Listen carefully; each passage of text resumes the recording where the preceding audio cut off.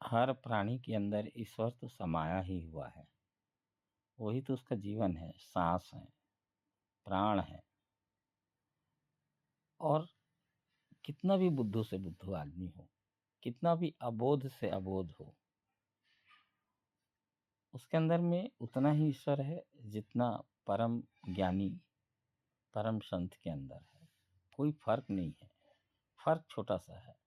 फर्क ये है कि उसे अभी बोध नहीं है और ज्ञानी को इसका बोध हो गया है कि ईश्वर मेरे अंदर समाया है, ईश्वर ही खाता है, ईश्वर ही बोलता है, ईश्वर ही कार्य करता है और ईश्वर के लिए ही करता है।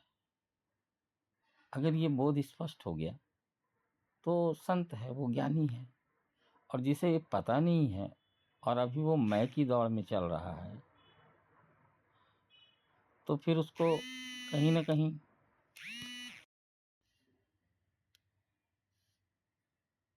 तो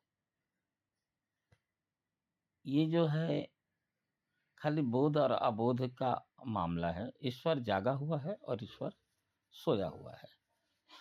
जिसको बोध नहीं है, जो अभी आ, अपने कर्म को ही सब कुछ मानता है, वो भी भ्रमित है।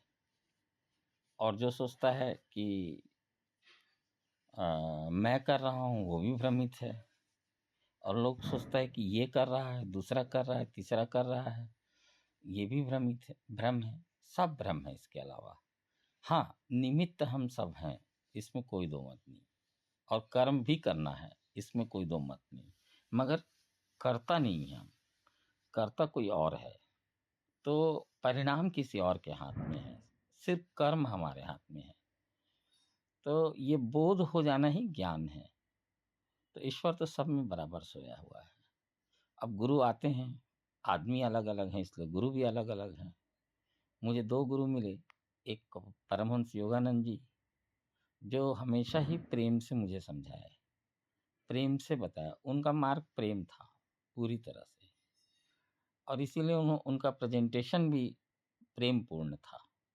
दूसरे गुरु मेरे ओशो रहे, जो कि मुझे हमेशा झकझोरते रहे, वो कटाक्ष करते रहे, तर्क के द्वारा सिद्ध करते रहे।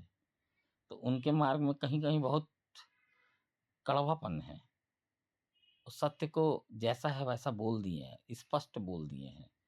और सत्य कई बार बहुत कड़वा होता है, तो वो जैसा था वैसा बोल दिए, और उसकी वजह से उनके सत्य कड़वे लगते हैं। पूरी दुनिया में उनका विरोध हुआ, उनको जीवन भर निंदा मिली, जीवन भर उनको प्रताड़ना मिली, परंतु वो और सत्य को वैसा ही कहे जैसा था। उन्हें लगता था कि सत्य को लाग लपेट लगा के कहना या उसको प्रेम की चाशनी में डुबा के कहने से मनुष्य को कोई असर नहीं होता। बेहतर है कि सत्य बोल दिया जाए। सत्य बोलने से एक फायदा होगा कि कुछ लोगों को तो काम करेगा, वो निश्चित करता है। मुझे भी बहुत काम किया वो सत्य, स्ट्रेट फॉरवर्ड सत्य। उससे मैं अपने को समझ पाया, देख पाया, अनुभव कर पाया। तो उनके सत्यों से मुझे बहुत बहुत जीवन को समझने में, जीवन को बोध जागने में बहुत उनकी बातें मुझे मदद की। और उतने ही गुरु जी की बातें भी मुझे मदद की। उन्होंने मेरे हृदय को जगाया, प्रेम को जगाया। तो मेरे लिए तो बड़ा अच्छा हुआ कि मुझे 2 गुरु मिले, और एक बुद्धि के तल पे, तर्क के तल पे, और दूसरा हृदय के तल पे।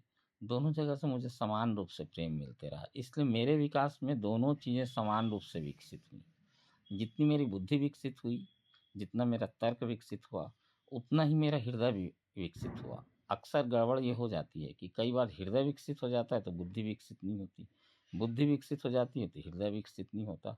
और जो भी चीज़ अविकसित रह जाएगा, उसके कुछ ना कुछ साइड इफ़ेक्ट्स वो हमको पहुँचने में बाधा डालेंगे, हमारे विकास में अधूरापन रहेगा, तो इम्बैलेंस हो जाएगा। इसलिए सम्यक विकास हो, बुद्धि का भी विकास हो उम्र के साथ, समय के साथ, और उतना ही आपका हृदय भी खिले, उतना ही प्रेम भी विकसित हो। खाली तर्क विकसित हो जाने से जीवन नहीं चलेगा, और खाली प्रेम विकसित हो जाने से भी जीवन पूर्ण रूप से नहीं चलेगा।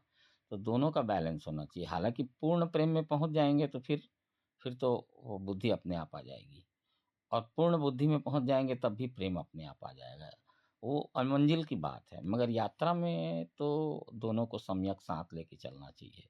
हाँ, पहुँच जाने के बाद तो फिर एक मिलता है तो दूसरा अपने आप आ जाता है। एक्चुअल में 2 है नहीं, यात्रा के लिए 2 ज़रूरी हैं, क्योंकि जीवन द्वंद है, ड्युअलिटी है।